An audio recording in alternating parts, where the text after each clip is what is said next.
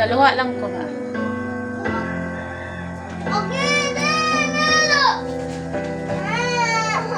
Hello po mga kababayan, good morning. So yung pag-uusapan po natin ngayon is yung batang Italiano na tinulungan ni Sir Paul na nandun sa PB House para maturuan niyang mag-vlog. So ngayon, kilala na po natin si Mike TV or isang Italianong bata na napunta kay Sir Paul kasi nga po yung mama niya is hindi pinala doon sa ibang bansa kasi yung mama niya is OFW, tapos meron naman silang daddy, hindi naman sila iniwan. Kaso lang po, may edad na po tong daddy nila. So, yun po, para naaawa si Sir po sa kalagayan ng mga bata. So, yung bata kasi may potential na magiging vlogger. So, dinala ni Sir Paul doon sa PB House para maturuan kung paano mag-vlog. So, yun na po yung pag-uusapan natin ngayon. So, yung bata, tiniis talaga yung lungkot. Yung lungkot niya na mawalay doon sa kanyang pamilya, doon sa kanyang mga kapatid. 'Di ba sanay naman si Mike na kahit nandoon yung mama nila doon sa sa ibang bansa, kasama niya yung mga kapatid niya. So ngayon is nahihiwalay siya doon kasi nga pinili niyang makatulong doon sa mga kapatid niya. Sumama siya kay Sir Paul kasi inoferan siya na pumunta doon muna sa kay Sir Paul para maturuan nga po siya sa pagbablog. Tapos nandoon naman si Madam Yula, Madam Yula yung nagtuturo sa kanya, yung tawag pa nga niya kay Madam is Mami. Tapos yung kay Sir Paul is Daddy. Parang makikita mo yung walang pag-aalinlang pagtawag ni Mike sa kanyang daddy ba ni Sir Paul. So pag tumatawag talaga siya, parang mafe-feel mo na parang tinuturing talaga niyang papa si Sir Paul, or parang hindi siya nahihiya na tumawag na daddy kay Sir Paul. So nakaka-happy ba, yung kasi nakikita namin kung mga sugat, mga ganoon, di ba mahihiya pa yung iba, pero si Mike talaga nakakatuwang bata, hindi talaga siya nahihiya. Magaririnig mo naman kung paano niya binabanggit yung salitang daddy tapos mami. Tapos nung umalis pa sila Madam papunta sa doon sa Dumaguete. So umiyak pa yung bata kasi nalulungkot niya, namimiss niya si Madam kasi malaga naman talaga si Madam. Nung una pang mga scholar ni Sir Paul, siya talaga yung nagtitrain, yung nagtuturo, nagbibigay ng mga advice. So, malaking pasalamat na lang natin po na andyan si Madam, katuwang ni Sir Paul, para sa mga scholar nga po, para maturuan sila ng maayos. Tapos, si Madam kasi is parang nanay talaga po sa grupo kasi maasikaso sa bahay. So, kung may mga sakit yung mga siya yung nag-aalaga. So, ganun yun kabait si Madam. So, ngayon po is yung si Mike yung pag-uusapan natin nga. So, 'di ba may pinuntahan sila ni Sir Paul, pupunta sila sa sa grocery, or nagpapagupit pa nga po sila. So, yung sinabi ni Sir Paul na iuuwi na daw nila si Mike. Sabi, meron akong video noon. So, yung video na yun, sinabi ni Sir Paul na papauwiin na nila ni Sir Paul si Mike doon sa kanila. Tapos yung bata, ito talaga yung sinabi ni Mike kay Sir Paul. Panoorin po natin. Yan po ay hatid na namin si Mike. Si Daddy. Ha? Si Anaki. Uy ka na pala. Hindi pa ba? Hindi, hatid ka na namin ngayon. Ayaw mo pa? Bakit? Punta lang tayo doon. Saan? Sa amin.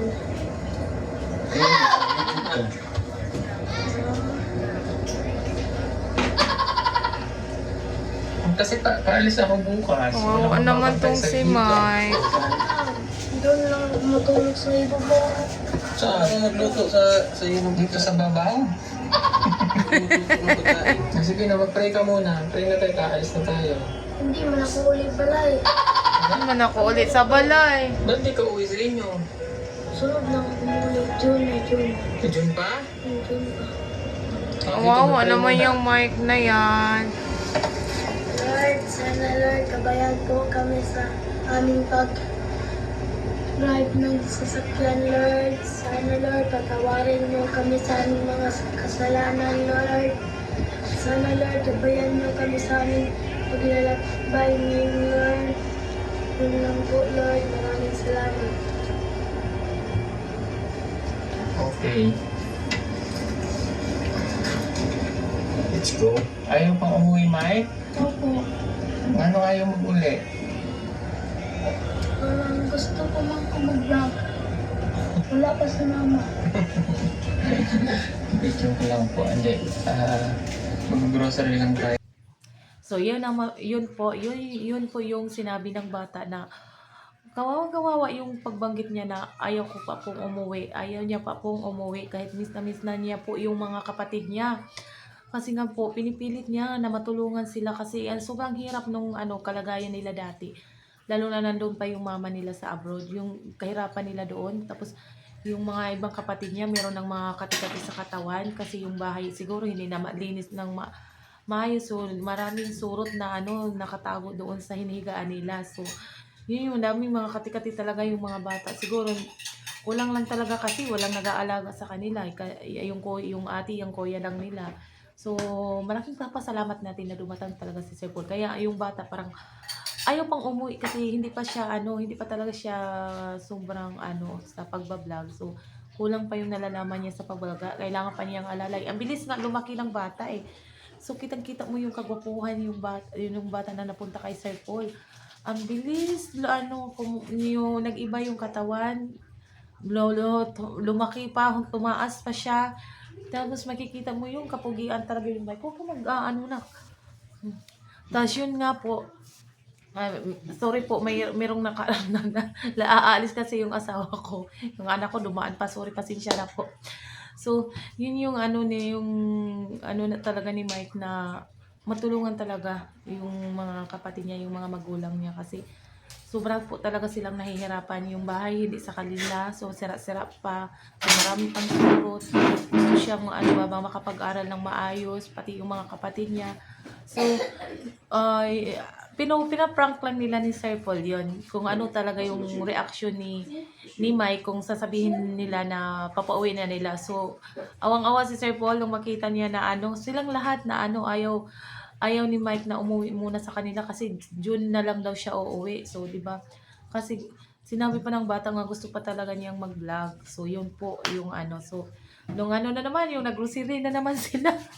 Yung nakakatawa yung pag-grocery. Kasi naman, niloloko na naman ni Peter Paul. Lagi itong niloloko ni Peter Paul si Mike eh. So, sabi, ang dami na nilang pinamili. So, kuha naman ng kuha yung bata kasi sinabihan daw siya ni Daddy Paul niya na kuha ng kuha. So, ito namang inosenteng batang to. So, tinanong ni Sir Paul, may pambayad ka ba? So, sabi niya, wala.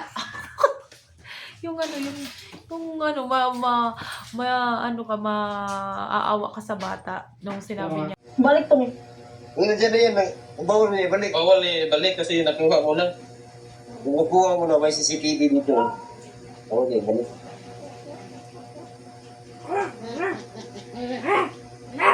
Ba't malungkot ka? Ha? Oo, may kwarta. Loya. Sabi ba? Dami ka naman. Sabi pa naman po. Sino ba nag-utos sa'yo? Sino nag-utos sa'yo kung ano to?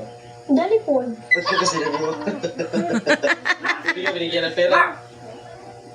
Paano yan? Maawa ka sa bata yung mukha niya na nung sinabi niya na wala. So, parang paano ko daw ito babayaran na wala naman siyang pera. Sinabi niya na, di ba sabi ni Daddy na wala tayong pera. Sinabi pa ng bata na ibalik na lang natin yung mga pinamili. Yun yung inusunting talaga siya ba? Hindi ba yung tipong mga bata na demanding yung iba kasi sabihin na meron namang pera doon si Daddy, kunin mo. So, pero siya wala talaga sinabi. So, sinabi lang niya na ibabalik niya yung pera. So, ibabalik niya yung mga grocery. Yun lang yung sinabi niya. So, tawang-tawa naman si Peter Paul tapos si Ralph. So, kakatawa yung bata. So, yung the best moment talaga yung nandun na sila sa maingay na. Nandun na talaga sila sa sa kanilang bahay. Yung nakita na talaga sila ni Mike sa kanyang mga kapatid. Hindi kompleto siguro, umalis yung iba. So yung nandun, yung tatlo lang. So yung kasabikan niya diba na makita yung yung mga kapatid niya. Yung Two. Asa? Oh, hello. Oh, ito pa yung isang kapatid niya, si... Ay, paghukas eh. Ay, paghukas. Ay, paghukas ba? Oh, si Megan. Ah, ano ka? Oh, beautiful. Hi, God.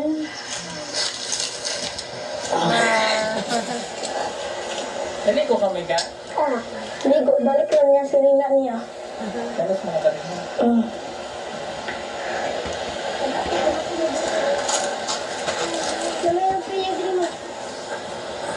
Di na mahulog. Di na gusto mo uwi. Ganda-ganda nitong bata na to eh. Kamukha rin siya ng mama niya. Balik na tayo. Pinupuntahan talaga niya. Tapos sinasabihan niya yung isang kapatid na, ano kasi nakagaling paligo eh, nandun sa sapa eh, na yun tanggal yung damit. Sabihan niya, magbihis ka, huwag kang magtanggal ng damit. Sabihan pa, tapos yung bunso talaga, yung nung dumating yung pinakabunso nila, kinarga niya talaga. Kahit malaki na yung bata na yun, nahihirapan talaga nahihirapan si Mike kargahin yung bata ba. So, pinili talaga niyang kargahin yung bunso nila. So, makikita mo talaga, umiyak talaga ako noon. Sobrang, bigla lang tumuloy yung luha ko ba na yung, sa ganitong edad, marunong na siya na, na tumulong man lang sa kanyang mga kapatid. So, kasi naranasan naman nila yung sobrang hirap, kaya hindi naman sila naghihiwalay kahit anong hirap nila. So, ayun po yung mag-iisang buwan na siguro si Mike. So, namimiss na talaga niya yung mga kapatid niya. Kaya, natuang-tuwa siya nang makita niya yung mga kapatid niya. Tapos sinabihan niya na, meron doong mga pagkain, meron doong manok, merong mangga. Tapos, yun, sobrang tuwa yung kuya. Parang kuyang-kuya talaga siya sa mga kapatid niya. Yung sabik siya na makita sila, tapos may ibigay siya, yun yung nakikita ko sa kanya. Tapos nung paalis na sila, wala man lang siya sa dito muna ako. So gusto talaga niyang bumalik ulit. Tapos ito namang bata, rumapol pa talaga.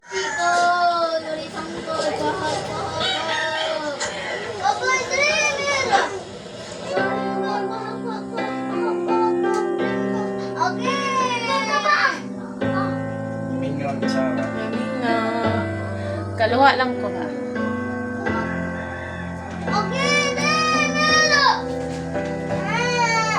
Umabol pa talaga sa kuya niya, tapos nag-kiss. Durog na durog yung puso ko pa.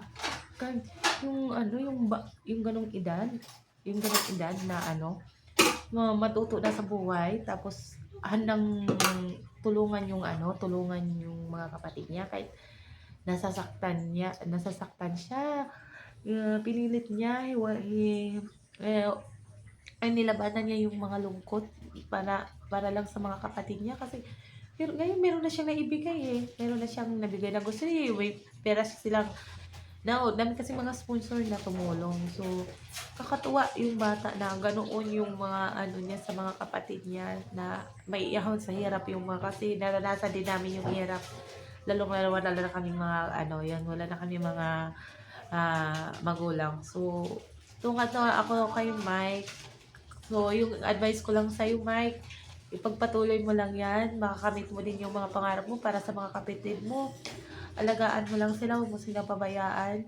Sana magiging okay din ang lahat. Magtatagumpay ka rin, alam namin magtatagumpay ka. Kasi kilala ka na sa YouTube.